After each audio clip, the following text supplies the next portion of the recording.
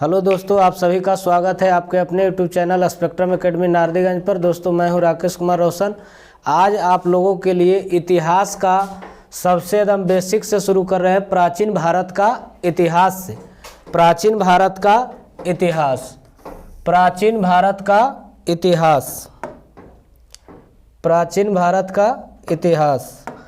इसमें हम लोग सबसे पहले देखेंगे कि इतिहास कहा किसको जाता है।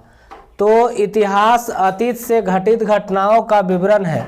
अतीत का अध्ययन ही इतिहास कहलाता है। इतिहास किसे कहा जाता है? तो इतिहास जो होता है अतीत का अध्ययन, अतीत का अध्ययन क्या कहलाता है? इतिहास कहलाता है। इतिहास अतीत में घटित घटनाओं का विवरण है। अतीत का अध्ययन ही होता है क्या? इतिहास।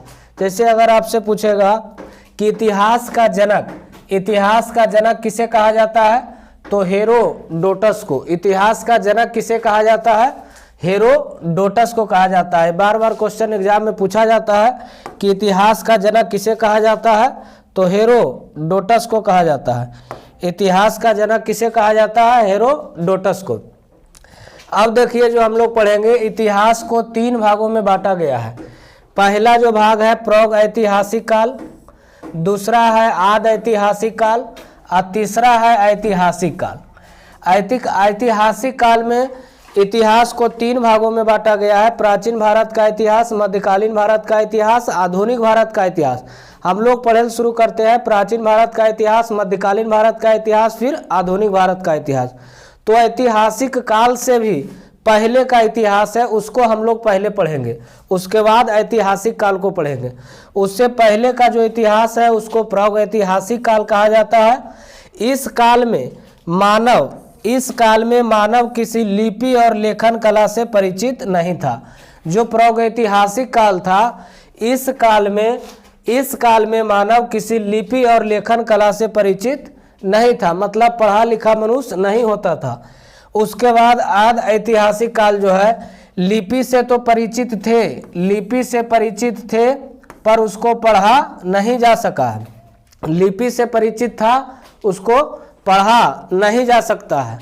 लिपि से आदि ऐतिहासिक जो काल था उसमें लिपि से परिचित तो थे पर पढ़ा नहीं जा सकता था। ऐतिहासिक काल में मानव किसी न किसी लिपि से परिचित था और वह पढ़ा भी जा सकता था। इसमें पढ़ना है आदि ऐतिहासिक काल में हड़प्पा और सिंधु सभ्यता, और प्राग ऐतिहासिक काल में पाषाण काल पढ़ना है और ताम्रकाल। तो आज हम सबसे पहला टॉपिक जो शुरू करेंगे प्राग ऐतिहासिक काल। प्राग ऐतिहासिक काल, प्राग ऐतिहासिक काल, प्राग ऐतिहासिक काल हम लोग शुरू करेंगे। प्राग ऐतिहासिक काल, आदि ऐतिहासिक काल, ऐतिहासिक काल।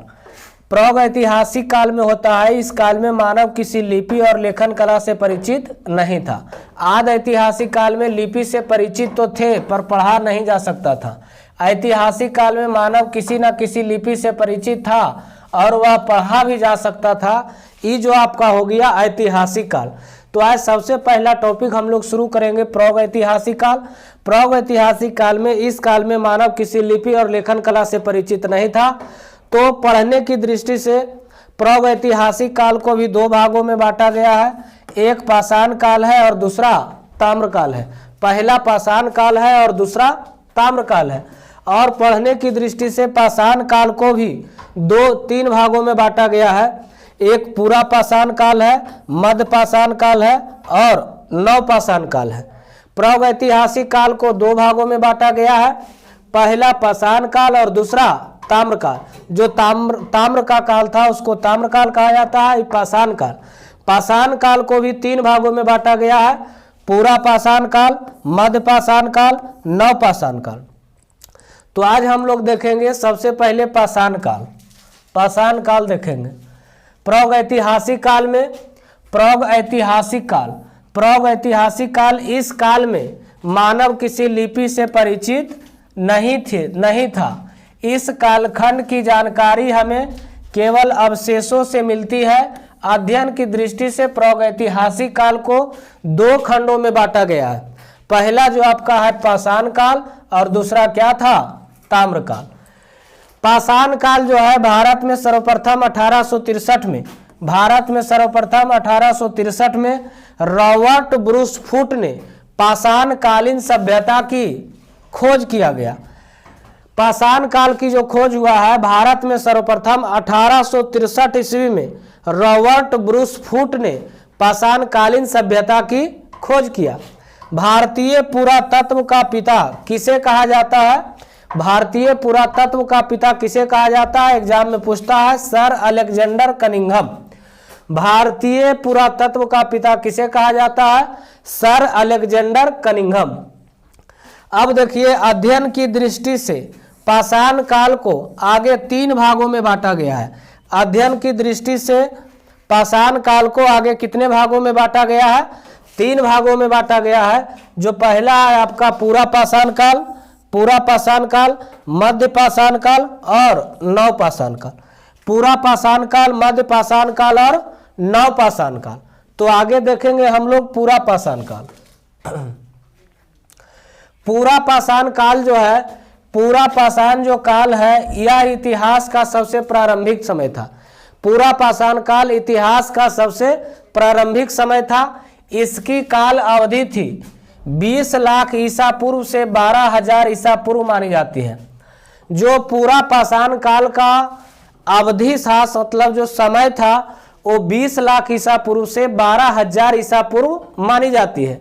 इसी समय के मानव को आदि मानव कहा जाता है। पूछता है एग्जाम में, किस समय के मानव को आदि मानव कहा जाता है?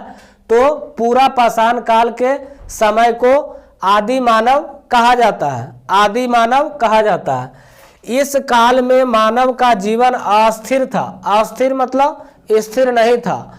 इस काल में मानव का जीवन अस्थिर था। शिकार करके वह भोजन का संग्रह करता था। उस समय को जो मनुष्य था, इस काल में मनुष्य का जीवन अस्थिर था और यह शिकार करके भोजन का संग्रह करता था। इस समय का मानव खाना बदोश था। जिस तरह से अभी पशु रहता है उसी तरह से पहले मानव रहता था, मतलब खाना बदोश था। इस समय मानव की सबसे बड़ी उपलब्धि आग की खोज हुआ था। आग की खोज अगर पूछेगा किस काल में हुआ था, तो पूरा पाषाण काल में किसने किया था? मनुष्य ने किया था। इस समय मानव की सबसे बड़ी उपलब्धि क्या था? आग की खोज था। इस समय मानव पत्थर के बड़े औजारों का इस्तेमाल शिकार करने के लिए करता था। इस समय के मानव जो था बड़े बड़े पत्थरों का, बड़े बड़े औजारों का इस्तेमाल शिकार करने के लिए किया करता था। इसी काल में मनुष्य ने सर्वप्रथम चित्रकारी करना प्रारंभ किया भीमबेटका की गुफाओं में। भीमबेटका की गुफाओं में इस काल के चित्र देखने को मिलता है। आदि मानव का पहले फिगर देखिए, आदि मानव किस तरह से रहता था। आदि मानव आपका यही है, आदि मानव, आदि मानव यही है। ये देखिए, जो भीमबेटका की गुफा में जो चित्र पारा गया है, इसी का यही चित्र है, जो भीमबेटका गुफा जो मध्य प्रदेश में पड़ता है। उसके बाद देखिए, मनुष्य जो है जानवर का शिकार कर रहा है। मनुष्य जो है किसका शिकार कर रहा है? जानवर का। यहाँ मनुष्य है और वो जानवर का शिकार करके इसको क्या करता था? जानवर को मनुष्य खाता था। अब देखेंगे हम लोग मध्य पाषाण काल। मध्य पाषाण काल का जो पीरियड है, यह काल पूरा पाषाण काल और नव पाषाण काल के बीच का संक्रमण काल था। मध्य पाषाण जो काल था, यह काल पूरा पाषाण काल और नव पाषाण काल के बीच का संक्रमण था। इसकी काल अवधि 12,000 ईसा पूर्व से 10,000 ईसा पूर्व मानी जाती है। मध्य पाषाण काल की जो अवधि है 12,000 ईसा पूर्व से 10,000 ईसा पूर्व मानी जाती है। इस काल के मानव ने पशुपालन करना आरंभ कर दिया था। मध्य पाषाण काल में मध्य पाषाण काल में मानव ने पशुपालन करना क्या किया? आरंभ किया। क्वेश्चन पूछता है कि पशुपालन करना आरंभ किस काल में हुआ? तो मध्य पाषाण काल में। इसी समय के मानव ने छोटे और नुकीले हथियारों का प्रयोग करना शुरू कर दिया और छोटे हथियारों को माइक्रोलिथ कहा जाता है। क्वेश्चन एग्जाम में पूछता है कि छोटे हथियारों को क्या कहा जाता है? माइक्रोलिथ। मनुष्य द्वारा पाला गया सबसे पहला जानवर क्या था? कुत्ता। मनुष्य द्वारा पाला गया सबसे पहला जानवर क्या था? कुत्ता। मनुष्य द्वारा जो पाला गया सबसे पहला जानवर क्या था? कुत्ता था। सबसे पहला मनुष्य द्वारा पाला गया सबसे पहला जानवर क्या था? कुत्ता था। यही देखिए छोटा छोटा जो नुकीला होता है, जो पत्थर से ये औजार बना हुआ रहता था। पत्थर का ये औजार बना हुआ रहता था, पत्थर का औजार था मध्यपाषाण काल में। उसके बाद हम लोग देखेंगे नवपाषाण काल। नवपाषाण काल जिसको इंग्लिश में बोलते हैं नियोलिथिक पीरियड। मध्यपाषाण काल के बाद नवपाषाण काल का आरंभ होता है। मध्यपाषाण काल के बाद नवपाषाण काल का आरंभ होता है। इसकी काल अवधि अगर हम लोग देखें तो 10,000 ईसा पूर्व से 3,000 ईसा पूर्व मानी जाती है। नवपाषाण काल की अवधि 10,000 ईसा पूर्व से 3,000 ईसा पूर्व मानी जाती है। नवपाषाण काल की अवधि जो है 10,000 ईसा पूर्व से 3,000 ईसा पूर्व मानी जाती है। इस काल में मानव ने अस्थायी आवास बना लिया था। जो नवपाषाण काल है, इस काल में मानव ने अपना अस्थायी निवास बनाना शुरू किया। इस समय मनुष्य ने कृषि भी करना प्रारंभ कर दिया और साथ में विधिवत पशुपालन भी करना शुरू कर दिया।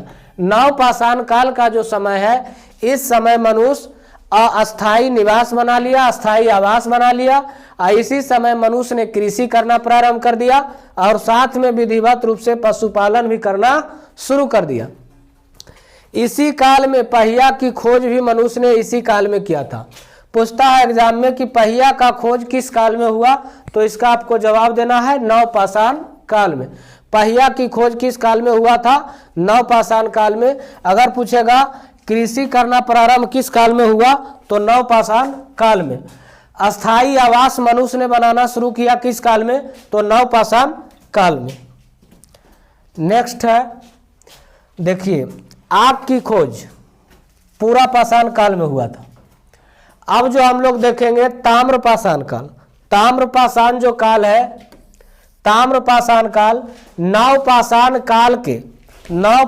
काल के आखिरी समय में ही ताम्रपाषाण युग की शुरुआत होता है। नवपाषाण काल के आखिरी समय में ही ताम्रपाषाण युग की शुरुआत हो गई।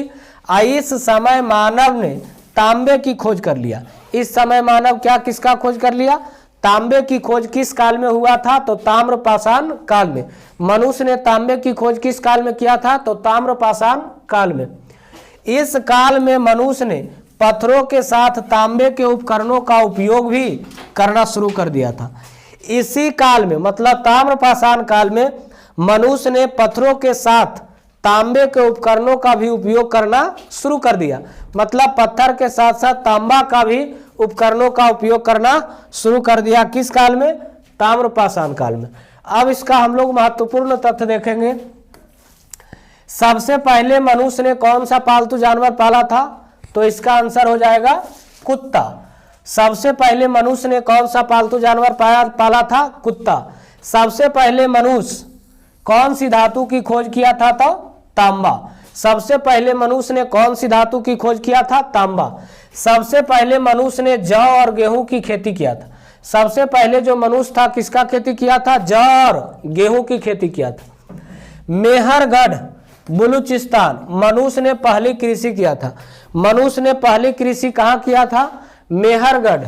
मेहरगढ़ जो बलूचिस्तान में है, मनुष्य ने सबसे पहला कृषि कहाँ किया था? मेहरगढ़, जो अभी पाकिस्तान में है।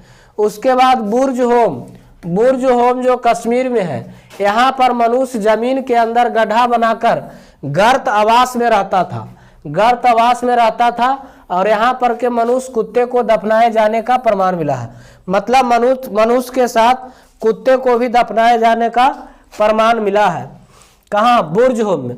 बुर्ज होम जो कश्मीर में पड़ता है, यहाँ पर मनुष्य जमीन के अंदर गड्ढा बनाकर गर्त आवास में रहता था और यहाँ पर मनुष्य के साथ कुत्ते को दफनाए जाने का प्रमाण मिला। कोल्डिहवा जो उत्तर प्रदेश में है, कोल्डिहवा कहाँ है? उत्तर प्रदेश में। कोल्डिवा जो उत्तर प्रदेश में है, सबसे पहले चावल के प्रमाण यहीं से मिला है। सबसे पहले चावल का प्रमाण कहाँ से मिला है? कोल्डिवा। जो कोल्डिवा कहाँ है? उत्तर प्रदेश में।